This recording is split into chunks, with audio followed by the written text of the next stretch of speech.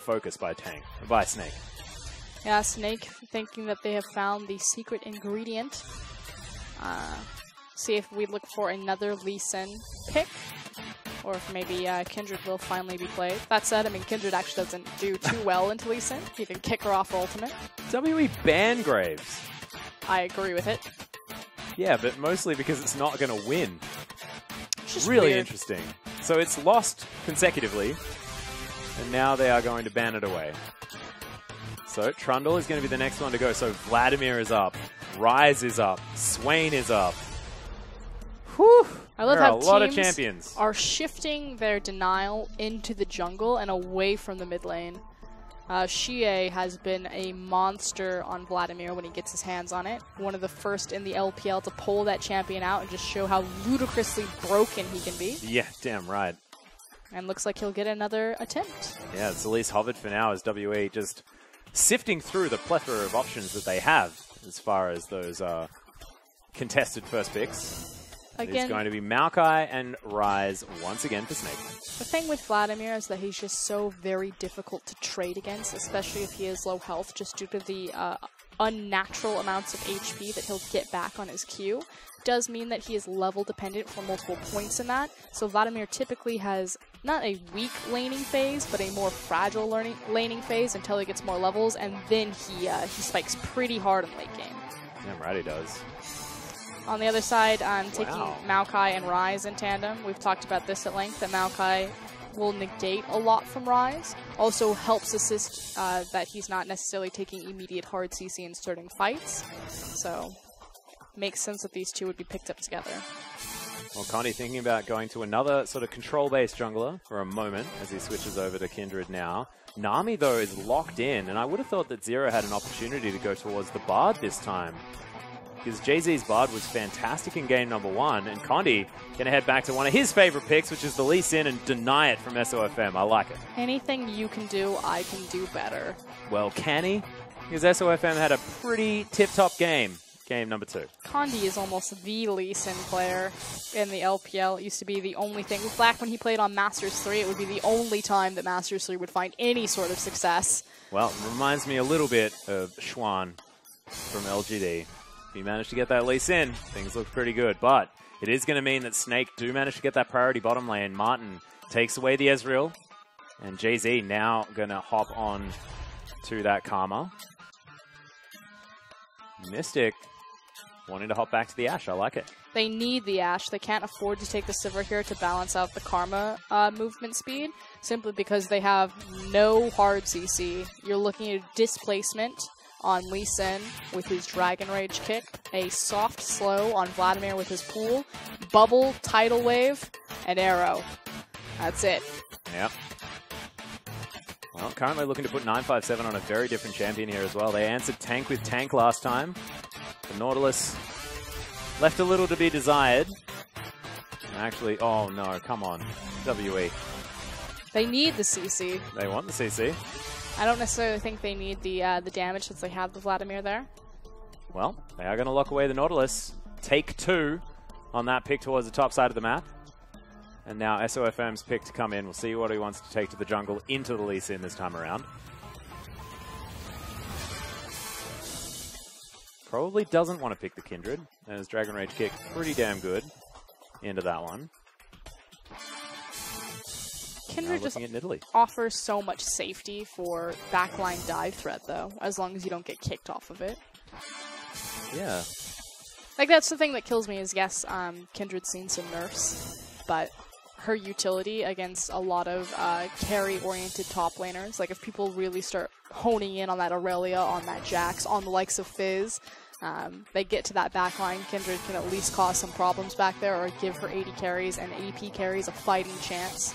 But it is going to be the Nidalee. Does make sense for a player like SOFM who's taken full control of early games. That's where Nidalee is really thriving. Yeah, we'll see whether he can do it one more time here against Condi's Lee Sin, who probably will be looking to get up and amongst it early on. And the fact that Nidalee, after the changes, doesn't necessarily jungle as healthy as she otherwise did, could be an opportunity for Lee Sin to make a move early on. But Condi is going to have to up the tempo massively here in this game. Because once again, I mean, the Lee Sin pick means that you have to do stuff early. Yeah, the other big thing is the fact that Nidalee doesn't have a level 6 power spike in respect to the likes of Lee Sin. So Condi actually has two options, like you said. Against Nidalee, who doesn't have as healthy as a clear now, he could look to go head-to-head very early, or he could just power farm to level 6 and abuse any sort of 2v2 that she would show up in. And of course, the other lane that we need to look at here is the mid lane. The fact that Vladimir has made it through, but it's into the Rise. Another super power pick. As far as like even lane matchups are concerned, you've sort of got the poor man's Maokai towards the top lane in that Nautilus, now that he's taken a little bit of a hit. And then the power pick of the Vladimir into the Rise there as well. And we'll see who's going to win out as coaches shake hands. Let's get into game number 3 in our final match of the night.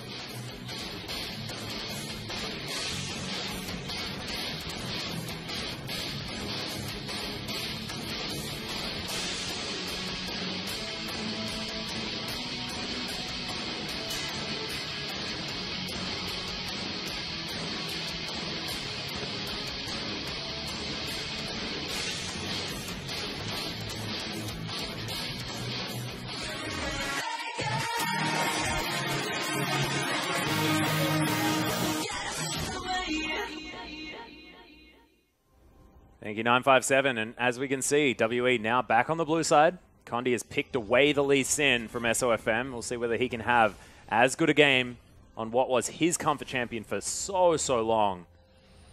And already mixing it up. I like it. Different skin choice. The gauntlet has been thrown on the Lee Sin mechanics. Condi himself not too bad on the old Lee Sin pick. Damn right he ain't. Very good at finding those late game kicks that can make or break team fights.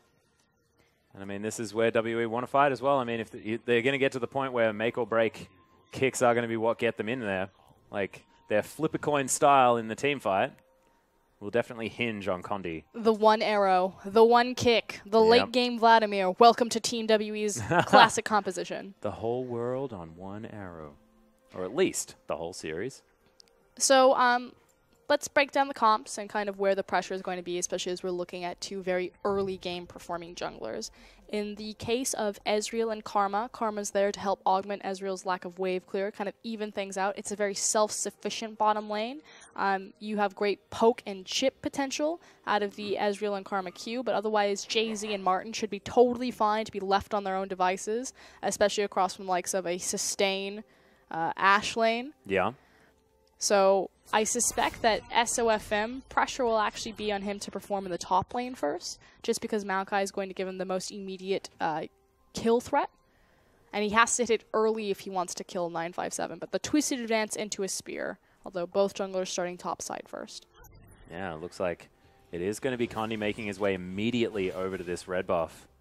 See whether SOFM actually going to ignore it for now, heading straight to the Raptors. We talked about some of SOFM's pathing, making ward. Him a bit predictable, but like you said, I like the counterplay here to have the ward, so SOFM knows what's happening. Here comes Maokai. Yeah, already moving over. Is Condi just going to break away from this one? Level 2 has been hit by SOFM, of course, as Tank fighting against Xie right now, but Crimson Rush, man, you cannot outtrade that. And this is what Xie does. He abuses Vladimir very early, much earlier than other Vlads does, because he has the confidence to do it, but exactly what you just saw there. Runs past the caster creeps, waits until Rise has thrown down the damage so he's less health, and then gets even more back off of his Q with the Crimson Rush. Playing with his health bar quite nicely. It's just real cute. And likewise, it'll also chip down Rise, not only because you're taking health, but more importantly because Vladimir is a cooldown-based champion since he doesn't have a mana resource bar, whereas Rise won't be able to continuously do that with spells. He'll eventually run out of mana. We can see Mystic playing it out this lane quite nicely as well, as Condi already onto his red buff. Does have the smite in order to lock that one up, as SOFM, he's on his second buff as well. Oh, actually, blue buff not taken here from Condi early on. So we'll see whether he's actually going to loop back around, grab the Raptor camp, blue buff, and then head towards the Rift Scuttler and top lane, see whether he can try and get Flandre down. Does need to take his red buff if he walks into River, so he'll have some sort of kill pressure or kill threat by having that. Yeah, nice cue to come in from Jay-Z, continuing to try and chip down that wave. Help Martin out. Once again, back on the Ashe. Mystic looking quite comfortable. His Tycall's Blessing is sitting on top of him now, but not going to be able to use it to slow down the Ezreal at all. 957, pretty happy this time around up the top side. He's going to have Riptide in order to clear out this minion wave. Oh, look at that. Beautiful. And Titan's Wrath for the AoE. I like it a lot. But Flandre is kept right back up in the CS after that early roam. Should be noted that SOFM's on top side of the map on his Krugs right now. See if he possibly looks for the gank. Probably hop over past his Raptor camp and then take the Rift Scuddler. We'll see whether Condi recognizes the fact that that ward that was put down by Flandre was very deep. Whether he can actually get his way around it. Of course, a safeguard to a ward over that brush in the river could be an option. But heads over to the Wolves. And it's just Condi power farming right now as SOFM looking to try and grab Xie. But pull just going to be used. Xie just going to wander out of the way. Takes a red buff for his trouble. But isn't too worried. Yeah, it was cut out by the ramp ward there as he'll now run into Condi. Condi at a health deficit. Needs and to be a level deficit as very well. Respectful. His Raptor Sensei is going to proc there as the Empowered Q did fly forward, but WE still quite healthy. The first dragon is going to be the Mountain, as SOFM was in that pit. His bot lane did a good job pushing forward, covering for him, so SOFM. SFOM. Oh, gosh. The abbreviations. PYL, STYZ, SOFM, ZZR. SMLZ. Oh, no. MLXG. They're everywhere. 957. Spicy hot pot. My favorite is 957. I know. I don't even understand what it is supposed to do. But SOFM now going back to base. I was going to say, it was a good job on SOFM that his bot lane is playing around him really well. Yeah. The fact that he went for the invade, they push forward, and he's actually even timing his backs well with his bot lane. Karma's back, Jay-Z interrupted. But it's actually very important to back with your support, your jungler, to time that well, especially if you guys want to invade together and place down vision. Obviously, SOFM is rushing towards his Krug camp, which he religiously times. Loves him some Krugs. He's going to get up there. Does have an Amp Tome as well as that Hunter's Potion, keeping himself as healthy as possible. Refillable already done here from Condi as he's got a long sword. So relatively even as far as items are concerned, but Condi getting slightly out-jungled as far as tempo, with the amount of extra camps that SOFM has been able to take. He's against Nidalee, but here we go. This is, again, why it's so important that you're supporting your jungler back together. We now have Jay-Z and SOFM holding hands, and they're going for a dual invade into Condi's jungler. They will find him. Flandre is coming along for the party. Yeah, and Condi actually probably looking for a smite here onto the big wolf. As Jay-Z is going to be able to snare him up. There's the Mantrid Q to come down at the same time. SOFM now trying to steal this one away. Nice Q is going to land as Condi not going to opt into it. She's going to lose a wolf camp and just say, well, that's not that bad, and move away. WE currently about 300 gold behind, just based off farm. But it's not towards the top side, which is very important. What's important is how much attention Condi is receiving from Snake. Yeah. They're using so many resources. Look at his jungle. So many wards set up to figure out where this guy is. He's actually slightly behind in experience. He's now level 6, but previously, whereas Nidalee had 6, he only had 5. So falling behind, and like you said, in that tempo, 28 to 38, but constantly having tabs kept on him. Yeah. Ward going to be pinged out. Here's WE. Notice one dying. Raptor camp now going to fall down, but Mystic and Zero probably pretty happy here in this lane. It is very important, though, that Mystic is about to get level 6. Again, the kill threat from an Ashe lane at level 6. Pretty obvious. Have a giant arrow. Yep. Going to throw it into you. I'm just going to hold this minion wave back as well, as the Hawkshot is going to fly past. Just wants to keep tabs on that Dragon Pit. SOFM looking to try and finish off his red buff. Nice work, Hawkshot. Understanding exactly where SOFM is. Yep, that's the key thing, is making sure that anytime the Hawk shot's up, that you're throwing it towards the enemy jungle. We saw Prey pretty much set the standard for this at Worlds 2015 when he was a big Ashe proponent. Yep. Actually very interesting how it changed the vision patterns for Ku. So continue to watch how Mystic will use Hawkshot to keep tabs on this Nidalee. Share as well, farming out quite nicely, but Tank ahead at the moment. The Rise doing very, very well. Catalyst and the tier already completed. It looks like GA is going towards the Spirit Visage. And that says it all. The first Hawk shot was aimed at the enemy jungler. The second Hawk shot was aimed at his own jungle. Yep. They immediately know, there goes your red buff. I'm sorry, we can't help you. No, doesn't look like very many people can. SOFM is farming like an absolute beast. This is the denial potential out of this Nidalee as well. If you are able to get yourself around the map, get yourself into the enemy jungle, as now Tank is going to get delivered a blue buff. SOFM prepares that one nicely. Tank easily takes that one away. Xie is going to follow this wave into the mid lane and then head up towards the Raptor camp, which definitely won't be there, man. This is a Nidalee. Still all quiet, however. Yeah.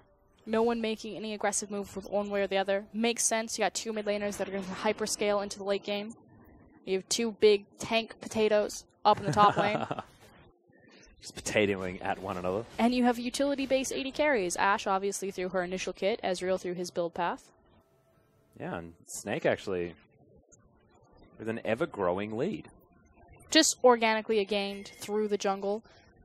Although they have expended a lot of that gold in terms of their vision, although most of it has been Sightstone and Tracker-related. That's rude. Yeah, you can see Xie hanging out here. But WE probably happy to scale. This tank just wants to clear out this minion wave as quickly as possible. Does so quite nicely. Xie, of course, will be able to do the same thing with that Tides of Blood. Now, SOFM has his mid laner with him as Xie deals with a minion wave.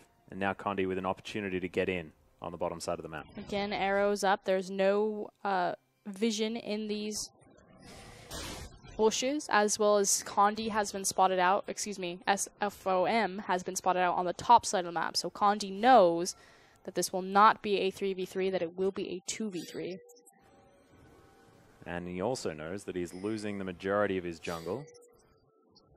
As the arrow flies forward, it hits Jay-Z, but I don't think they're going to be able to get up there. Arcane Shift was used. Condi still unseen. As there's the kick flash, Martin in trouble. He gets knocked up, and Condi, first blood off his first gank. That was executed beautifully. So well executed, because Martin and Jay-Z absolutely knew that Condi was on the bottom side. Martin even cheekily trying to catch him in the brush with a Mystic Shot, blind. Does manage to nicely dodge out the arrow, but good flash Dragon Rage. Yep, another Room Prison here in the mid lane as Crimson Rush from GA says, I actually don't care about any of your damage. I believe he winds up the animation and then flashes in between. Yeah. Yep. It's a kick flash. It's beautiful. One of the nice things about it is you can start the kick and then you can flash and it repositions. That said, it will be the outer tower down in the bot side. SOFM, you think you can do this? Yeah, that's it's going to be optimistic as the dragon continues to pummel the little kitty lady. And thank you for the leash, says WE, as they pick up this first dragon, which will be a mountain. Condi will be able to lock this one down. SOFM still hanging around, wanting to try and get in there. Got the stronger smite. So they do manage to take it away. Good news, Mountain Dragon, like you said. Important, into a double mountain. But I feel like Condi just got frustrated. His jungle's getting taken. He's getting run around the map by the Nidalee. Can't do anything. Screw it. Ganking bot lane. Yeah. Arrow misses, doesn't matter. Going in. Well, it also sort of gives Snake a false sense of security if that arrow is down. Unfortunately for Snake, Condi was still there. Kick now back available one more time. Hasn't been back to base just yet as he's taking his Krugs before he will do that. Flandre moving towards the bottom side. The switch has come out. As SOFM is just continuing to dominate the jungle. They need to be super careful, though. Especially for the distance between Zero and Mystic right now. Yeah. Respecting Snake heavily right here. Backing off the tower, making sure that they can't be dove. Yeah, they understand that Flandre as well. He's really far back, can teleport in when he needs to. Nautilus a little bit stronger as far as items are concerned right now with that Spirit Visage completed. But with this extra tower, Snake are going to be able to pick up. Probably going to be feeling good. Wow, okay, it doesn't fall down just yet. But next wave, it will be going. Yeah, it should be noted, again, speaking of towers, that Team WE do have a tower advantage, and the gold is tied. A lot of that in the jungle position. Again, 81 to 55, those camps mean so much more than lane creeps. So SOFM pretty much keeping his team dead even as far as gold is concerned. Yeah, and also, if you're talking about that kill advantage that WE do have after picking up first blood onto Condi, and that's an extra 400 gold, which, exactly right, means absolutely nothing, as SOFM has just been farming so well. GZ. Oh my god, how did that back even happen? As Xie trading the Tides of Blood with Tank. Crimson Rush is going to be back up. Wants to throw one down. There it is. SOFM gives him all of his health back. There is a bit of a concern, however, with Nidalee, is that as the game goes later and later, she loses a lot of her relevance outside of becoming kind of like a siege bot or a heal bot. Yep. I'm going to say bruisey, tanky support. Something like that. Versus Condi, who come really late game, has such a high priority to change things with a good knockback. Yeah, that kick is going to be very, very important. WE actually already making their way towards that late game security with the Dragon control that they have managed to put out. Mountain Drake is going to be very important if they do want to be able to lock down things like the Baron buff. She'll be up in 5 seconds. There's the ultimate, actually. SOFM getting locked up here as the 957's getting dove underneath his tower. Turret on SOFM. Not exactly the target they really want here, as the arrow not going to find anyone. 957 gets the grasp of the Undying. The spear is not going to land as the flash comes out. SOFM is able to lock down the kill as Flandre tanks up the rest of that turret. They were just so tanky. Wasn't a lot they could do, as now Zero's going to make his way over. SOFM has to be careful. The arrow, of course, not available. Mystic is going to make it here to at least defend the turret. So, good news, SOFM got the kill. Bad news, not executed as cleanly as it should have been. 957 actually played that very well. If the arrow had hit, possibly would have traded even, or even come out ahead. Yep. Condi now trying to defend this turret, but he's not going to be able to. Martin clears that one out very quickly. And best news is that since Mystic and Zero were rushing down to assist Nautilus, it means that no one is able to defend top lane. So in the end, Snake do reacquire their gold lead. Yeah, they do. So close to that 1,000 gold mark, is SOFM now going to head back to base. Rod of Ages already completed here from Tank. Does have himself some Merc Treads as well. Just extra magic resist. Keep himself safe. Spirit Visage is done from GA. And he's just going to be a monster. He can't do anything. He's an unmovable object. Yep. Just gonna sit there. Gonna heal. Just do GA things. Just Vlad things. Mm-hmm. Just fun champion. Next dragon is going to be another mountain. As WE have that opportunity to grab that potentially. It's up in another 2 minutes. As WE move towards the mid lane. Mystic just going to clear this one out. They know the fact that Tank did go back to base. So a lot of that wave clear is going to be missing. That is something that Snake don't have a lot of, is on-demand wave clear. His Rise, relatively low range, but does make it back. Pops the ultimate, clears things out. Condi continuing to try and counter jungle where he can. SOFM though, Krug camps. I love me some Krug camps. Well, he's also shadowing where Martin's going to be applying pressure, which will be the bottom side of the map. So not only is he taking the Krug camps, he's also deboarding on Snake's jungle and setting up for this outer bot. Krug camps. Yeah, it's all about the Krugs. I have a feeling it's all about the Krugs too. There's Mystic building very similarly to last time around. See whether he finishes the Infinity Edge relatively soon. They are going to be able to take down this turret, continuing that lead as far as turrets are concerned, but Xie. Oh my god. Martin taking so much damage. Doesn't even put down the Hemo Plague as he flashes, picks up the kill mid-pool. That was so aggressive. Xie just knows what he can accomplish with this champion. Well, there's also nothing Nidalee can do to stop him. Especially when Ezreal Arcane Shifts flashes out of heal range. Jesus. And then just gets run down by Vladimir. That was insane amounts of aggression from GA. Every summoner spell. It's just like, I want to kill Ezreal. And does it. As now they're able to push up to this turret. Mystic's here, arrow at the ready.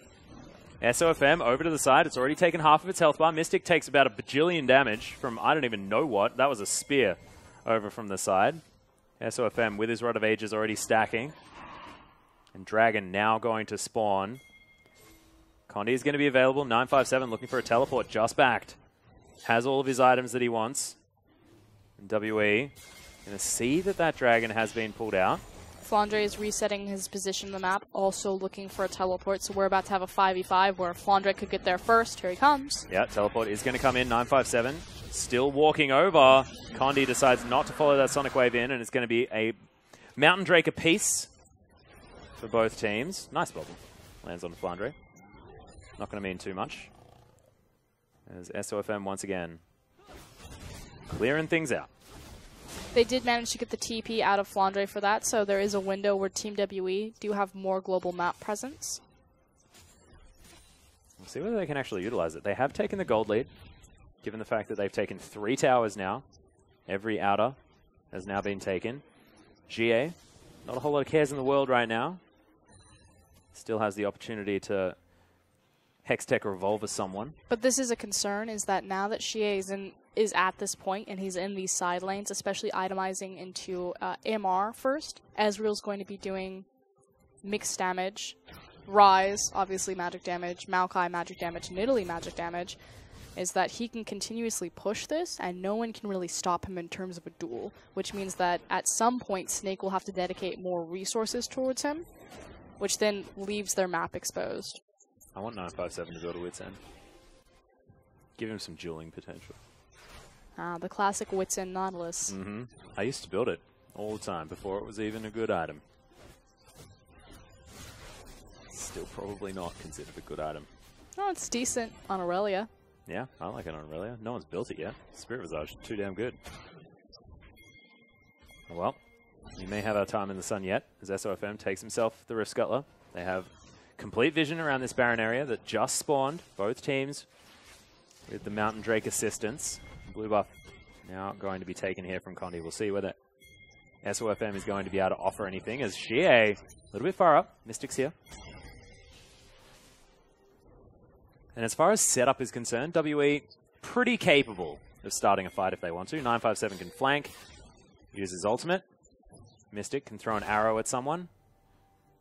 And of course, Zero can start things with his tidal wave, not to mention Condi getting in there with all of his mobility, kicking someone back. Just very interesting that they're prioritizing having Vladimir there for team fights. Obviously, his Hemoplague does wonders for a 5v5 scenario. Oh, yeah. Because he's amplifying everyone else's damage as well. Especially if you've got a Hurricane user as your AD carry. Yeah, but it's the choice of matching up 957 across from the split pushing Rise versus the Vladimir. So we talked about how no one can really kill Vlad right now. He has a lot of dueling potential, a lot of safety in these lanes. But the fact that Team WE want to look for that arrow, that the possibility of team fighting still excites them, that they move Xie there as opposed to the Nautilus. Well, WE still holding on to this gold lead. Still playing things out very slowly, methodically. Standard WE. Martin picking up the minion wave as it crashes towards him. Slight advantage for Mystic as far as that CS is concerned. Condi has gone for the second item, Mora Malmortius. Understandable here. We'll see whether he continues to build damage on the Lee Sin, keep himself relevant. He needs to be so careful right now. SOFM could get caught by an arrow. Oh, Condi as well, waiting around here. Xie pushing up very effectively. Just wants another Crimson Rush. There it is, and Flandre gonna get a bit of the blood sucked out. You can see WE standing on top of a ward. Trying to stagger their backs in between the crashing creep wave and get back in position, full health, and new items. But ebb and flow here. WE will have a lot of time underneath this turret. Nice Q is going to land there onto Flandre as Xie continues to clear out minion waves. They're not going to make any headway here at all as Tank, he's got the teleport if they so need it. 957 is on clear duty towards the mid lane, so at least WE are pushing somewhere else. Ping's now down. Nautilus moves towards the bottom lane. WE are going to start Baron. No response yet from Snake. SOFM actually, I think he's got an inkling now. Yep, blue trinket.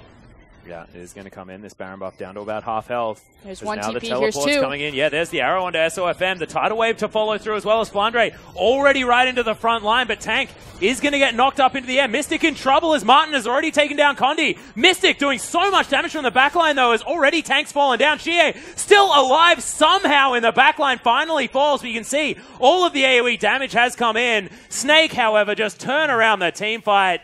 The fact that that Maokai was nullifying all the damage for so long was beautiful out of Snake. And they'll just pick up a Baron. Yeah, Team WE, they try to be proactive, they try to be aggressive, and it totally backfires. Huge swing of power back in Snake's court.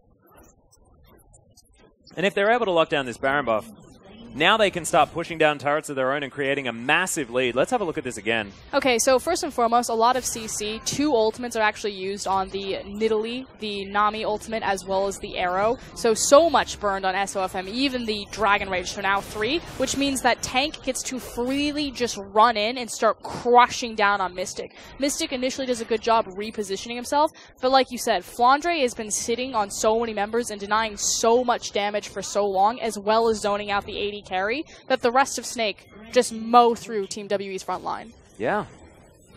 And now they're going to be able to pick up some turrets here as well. You can see the damage. Martin actually doing a whole host of work. He gets to do that when he's got a massive front line like the Maokai, putting his back into it. Yeah, not to mention Tank there as well. He did like no damage, but he created a target on himself. Really did make things work. Hemoplague almost back up here for GA, but 2 turrets immediately falling in favor of Snake. And this gold lead is honestly skyrocketing. In complete control of the map. Let's see how much damage they can do with this Baron. You can bet, though, that Team W will not make another mistake by allocating so many ultimates to a single member and not deleting them instantaneously. Yeah. 957 pushing up, but you can see this massive creep wave. Nice bubble comes in. There's the arrow onto Jay-Z. This has started off the fight as GA has to pull very, very early. Condi can't quite find his way in as the depth charge is used towards the back line. No one quite falling just yet. Condi does get the kick onto Flandre. There's GA picking up the kill. Uses the dash cannon as well to grab it.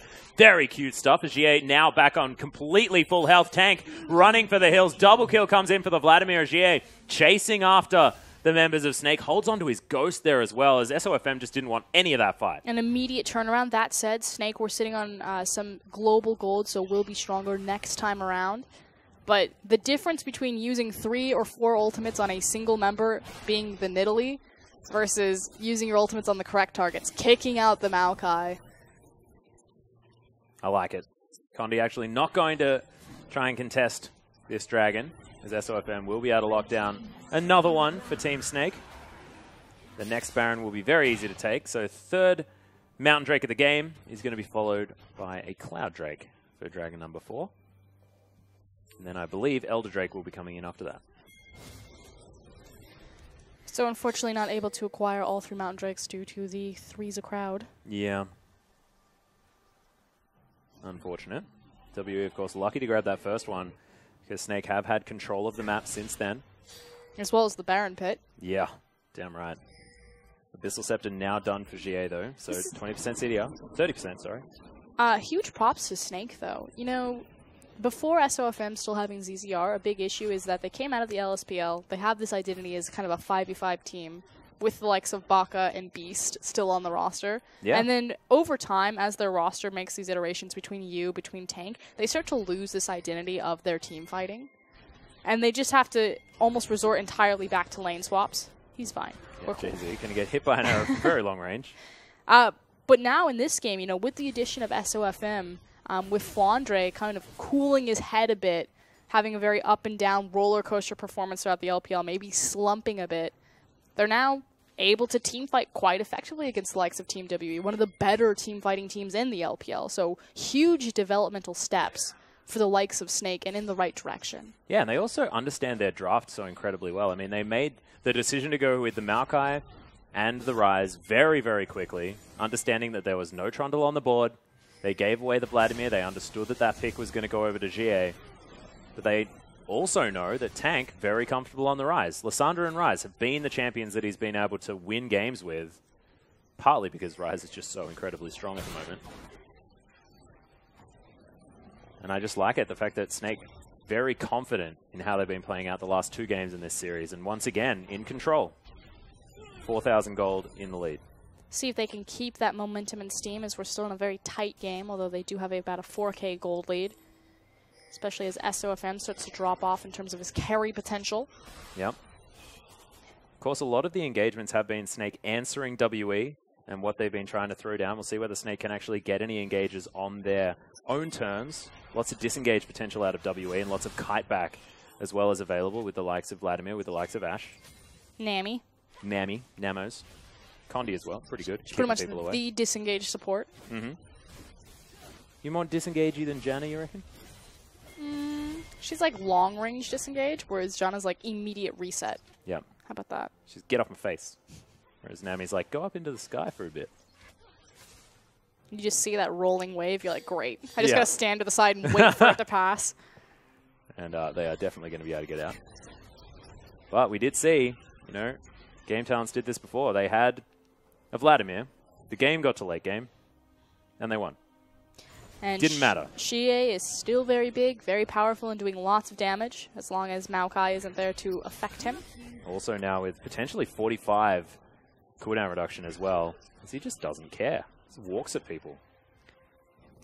Oh, Crimson Rush going to wear off. Sad. They really haven't been abusing Xie in split lanes enough, though. Constantly keeping him with the team, making sure that he's there to augment fights. Yep. I understand it. Obviously, it's how Hemoplague works, but I feel like there's a bit of a missed opportunity from Team WE to try to create picks with the arrow by using Xie in a side lane for bait, or just naturally letting him win it. Mystic now going to go back to base as well. We'll see what he decides to pick up as his third item. Does already have the Infinity Edge and the Renan's Hurricane. We'll see whether he goes once again for something like the Rapid Fire Cannon, which he did pick up last time. It's going to be the last Whisper, so wants to make sure that he can keep Flandre at bay. Of course, possible Zonya's Hourglass to come in from SOFM and tank, meaning that we'll need to cut through a bit more armor. See what he's going to be able to get done. He's been doing his best. Mystic is actually a pretty good team fighting AD carry. His positioning is very conservative. He's very... what's the word to use? He's very aware. Yeah. Also quite safe as well here, as you saw, just playing very far back from Martin. It's that fine line between putting yourself into certain death by looking for opportunities to hard carry a bit more versus making sure that you're putting out the sustained damage and executing what your team needs from you, at least at a minimum. Yeah. And I feel like Mystic, he treads it fairly well. Not as well as, say, someone like Deft, but... Oh, Shusho Barrage almost manages to steal the red buff. Baron buff is back available, though. We're back into the game. As Snake probably looking to try and find their way in there. You can see WE with sole vision of the pit, though, have been able to create themselves a little bit more, I guess, control over the top side of the map, which is definitely a good thing. Vision's incredibly important for their pick ability on that Ashe arrow, but they are going to go ahead and start this. There's one blue trinket. There are 2 teleports available as well. Flandre doesn't need it as he just throws a sapling into the pit. He's right here. Can get into the backline if he wants to. But you can see this Baron going down very, very low. Martin throwing some skill shots over to the side. But you can see this Baron, SOFM, able to steal it away. Pounces his way back over the wall again as well. As Tank right in amongst the middle of this fight. Flandre gets kicked out. But Martin already takes down 957. WE running for the hills. Martin picks up a double kill as Mystic falls down. The dash cannon comes in. But the Vladimir is dead. That's a triple kill already. SOFM able to lock down one on the back end. That's going to be the ace. And Baron buff going to Snake. They might be able to push through. Tank already teleporting to the mid lane. That is a quadra kill as well for the Ezreal right there. And I don't know what Team WE were thinking. Condi is level 14 compared to SOFM's level 17. He is a much stronger smite. Easily just walks up to the back of that pit. I mean, it's good that the team collectively is making the decision to stay on the objective rather than splitting their damage, but it allows Snake to get such a good flank on them. Flandre, again, getting to that backline right on Mystic's face and tying up so much damage from the carries, and there's no one to assist Xie as he's trying to run over Snake. Just ridiculous. SOFM as well, there with the perfect swipe.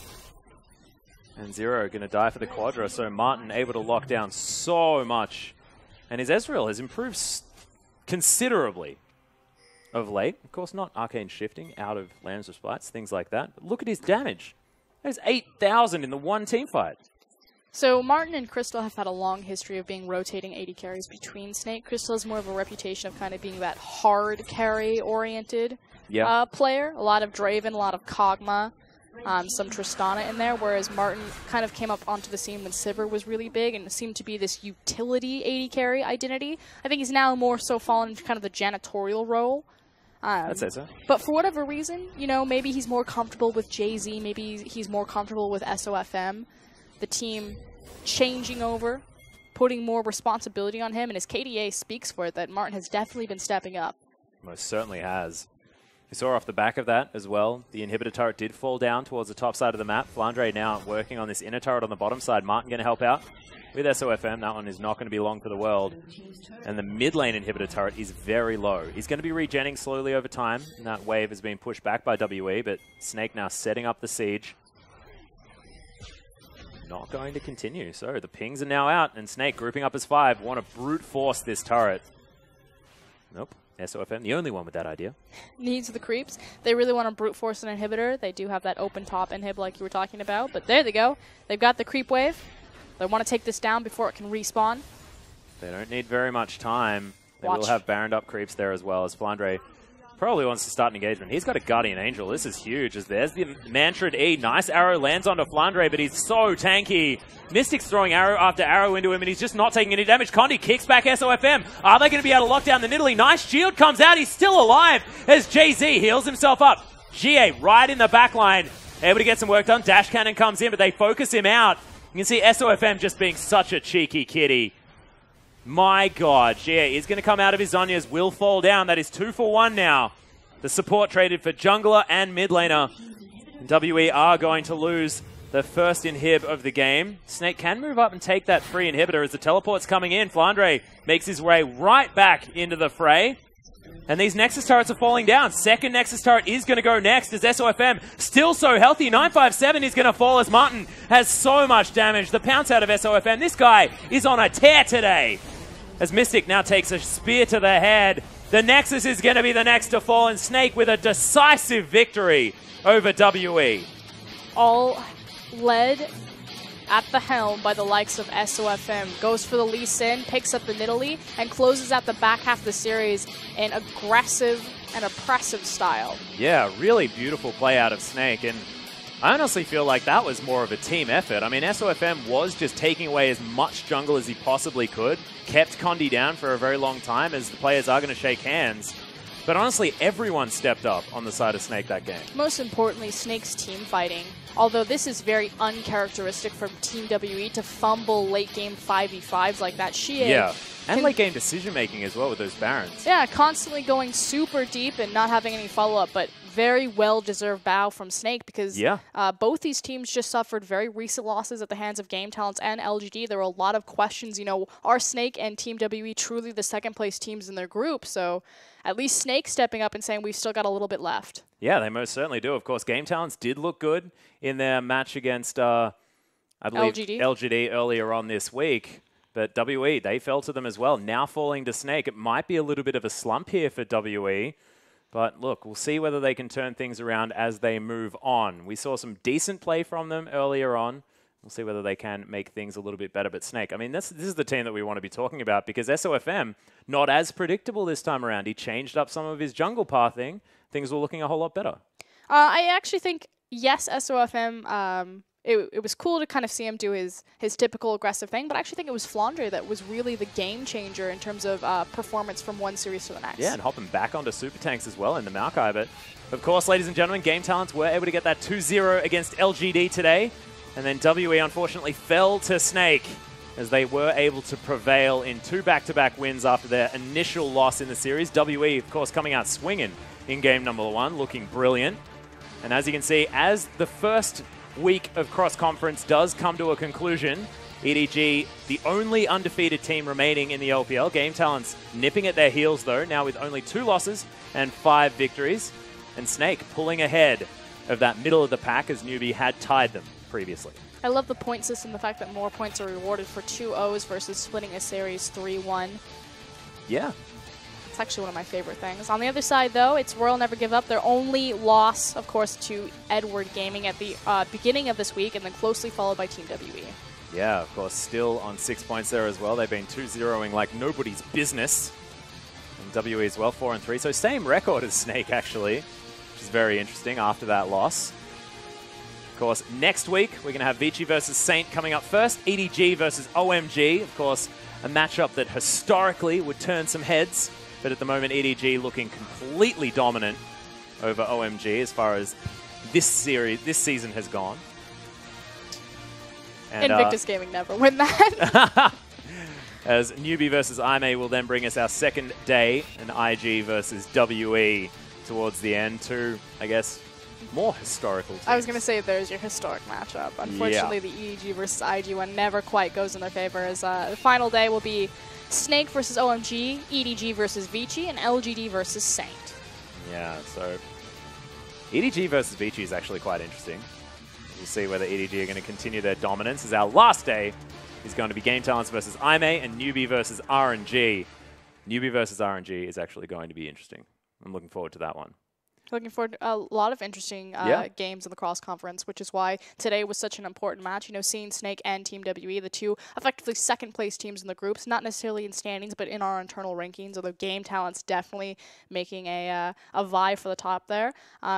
Answering some questions, then the fact that Team WE aren't performing to expectations, particularly in what really defined them as a team, which is their 5v5 ability. Yeah, and do we think it had something to do with the draft maybe in the last series towards the last two games? Because, of course, that was Maokai Rise picked up twice in a row for Snake. And do you think maybe these priority picks just weren't looked at for WE enough? Because a lot of power picks went through. I mean, he got the Vladimir, so a lot of power picks went through on both instances. I think it really came down to execution. I kept questioning, you know, why isn't Xie out into a side lane?